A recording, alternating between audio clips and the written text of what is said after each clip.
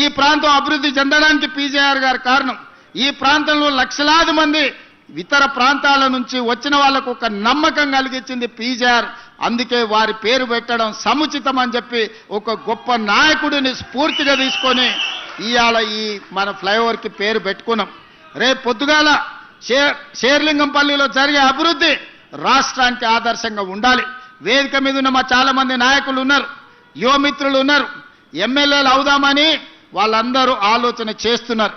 మరి మీ అందరికీ అవకాశాలు రావాలంటే మీరు అరికపూడి గాంధీతో పాటు ఈ అభివృద్ధిలో ఈ వేగాన్ని ముందుకు తీసుకెళ్ళడానికి మీరందరూ కలిసి పనిచేయాలి. చిన్న చిన్న విషయాలు ఎక్కడైనా ఉంటాయి, కుటుంబంలో కూడా కొన్ని భిన్నాభిప్రాయాలు ఉంటాయి. భిన్నాభిప్రాయాలు భేదాభిప్రాయాలు కాదు. మీ అందరినీ కాపాడుకునే బాధ్యత మిత్రుడు శ్రీధర్ బాబు గారిది. ఎందుకంటే వారికి చతురత తెలుసు, రాజకీయ వ్యూహం తెలుసు. పివి నరసింహారావు గారు ప్రాతినిధ్యం వహించిన మంతనికి వారు ఎమ్మెల్యే. మొదట పివి నరసింహారావు గారు, ఆ తర్వాత శ్రీపాదరావు గారు, ఆ తర్వాత శ్రీధర్ బాబు గారు మంతని నుంచి రాష్ట్రానికి దేశానికి సేవలు అందించారు. మరి వారి నుంచి వారు ఎంతైనా నేర్చుకొని ఉంటారు కదా. అందుకే రంగారెడ్డి జిల్లాకు వారిని ఇన్ఛార్జ్ మంత్రిగా ఈరోజు నియమించినాం. షేర్లింగంపల్లిలో ఏ సమస్య ఉన్నా మీరు వారి దగ్గరికి వెళ్ళి కూర్చోండి, వారి పరిష్కరిస్తారు. ఈ ప్రాంత అభివృద్ధి నిధుల కోసం ఏమున్నా వారు ఎండార్స్ చేసిందంటే ఒక్క నిమిషం ఆపకుండా మంజూరు చేసే బాధ్యత నాది. అందుకే మిత్రులారా, మీరందరూ అభివృద్ధిలో భాగస్వాములు కానీ మీ రాజకీయ భవిష్యత్తుకు నాది పూచి. ఎవరికైనా ఏదైనా చెప్తే 100% అమలు చేసే వరకు గుర్తు పెట్టుకొని దాన్ని అమలు చేసే బాధ్యత నాది. ఎందుకు అంటే ఆనాడు కొడంగల్లో ఓడిపోయి హైదరాబాద్కు వచ్చినప్పుడు మల్కాజ్గిరి పార్లమెంట్లో, దేశానికి పెద్ద పార్లమెంట్ అయిన మల్కాజ్గిరి నుంచి నన్ను గెలిపించి పార్లమెంటుకు పంపించారు. ఆ పార్లమెంట్ సభ్యత్వమే పిసిసి అధ్యక్షుని చేసింది. ఆ పిసిసి అధ్యక్ష పదవే ఈరోజు తెలంగాణ రాష్ట్రానికి ముఖ్యమంత్రిని చేసింది. కాబట్టి నగర అభివృద్ధిలో ఎంత చేసినా కూడా తక్కువనే.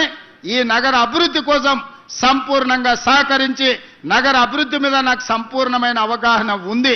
ఎందుకంటే 45 సంవత్సరాల నుంచి ఈ నగరంలోనే పెరిగిన నేను.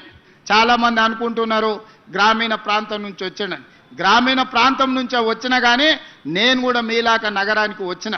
నేను ఇక్కడ డిగ్రీ చదువుకున్నా, ఇక్కడనే వ్యాపారం చేసిన, ఇక్కడి నుంచే రాజకీయానికి మళ్ళీ గ్రామానికి వెళ్ళిన. ఈరోజు నాకు గ్రామం ఎట్లుంటుందో తెలుసు, పట్టణం ఎట్లుంటుందో తెలుసు, పెద్ద నగరం ఎట్లుంటుందో తెలుసు. వీటన్నిటిని ప్రణాళికబద్ధంగా ప్రపంచంతో పోటీ పడే విధంగా మన రాష్ట్రాన్ని అభివృద్ధి చేయాలనుకుంటున్నాం. మనం ఎవ్వరికి పోటీ కాదు, మనం ప్రపంచంతోనే పోటీ పడదాం.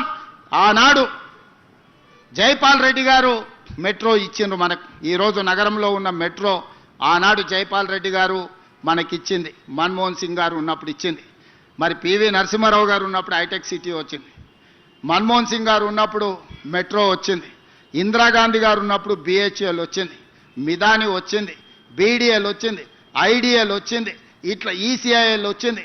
ఇట్లా చెప్పుకుంటూ వెళ్తే ఇందిరాగాంధీ గారు ప్రధానమంత్రిగా ఉన్నప్పుడు మొత్తం మన తెలంగాణలో ఉన్న అంతర్జాతీయ స్థాయి పరిశ్రమలు, ఈరోజు డిఫెన్స్ ఇన్వెస్ట్మెంట్స్ వచ్చిన, ఫార్మా ఇన్వెస్ట్మెంట్స్ వచ్చిన, ఇండస్ట్రియల్ గ్రోత్ కారిడార్లు వచ్చిన, అది ఇందిరాగాంధీ గారి వల్ల వచ్చింది.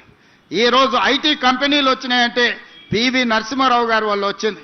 ఈరోజు మనకు మెట్రో లాంటి అంతర్జాతీయ ఔటర్ రింగ్ రోడ్ కానీ, అంతర్జాతీయ ఎయిర్పోర్ట్ కానీ మరి మన్మోహన్ సింగ్ గారి వల్ల వచ్చింది. నేను మా బీజేపీ మిత్రులను అడుగుతున్న కిషన్ రెడ్డి గారిని, మోడీ ఏమిచ్చిండు కిషన్ రెడ్డి గారు? మీరు ఈ రాష్ట్రానికి నగరానికి ఏం తెచ్చిండ్రు? నేను విమర్శ చేస్తలేను, ఒక్కసారి గుండె మీద చేయబెట్టుకొని ఆలోచన చేయాలి. మెదక్ ఎంపీ మీరే, చేవెళ్ళ ఎంపీ మీరే, సికింద్రాబాద్ ఎంపీ మీరే, మల్కాజ్గిరి ఎంపీ మీరే, నిజామాబాద్ ఎంపీ మీరే, కరీంనగర్ ఎంపీ మీరే, ఆదిలాబాద్ ఎంపీ మీరే. తెలంగాణలో సగం ఎంపీలను మీకే ఈ ప్రజలు ఇచ్చిండ్రు.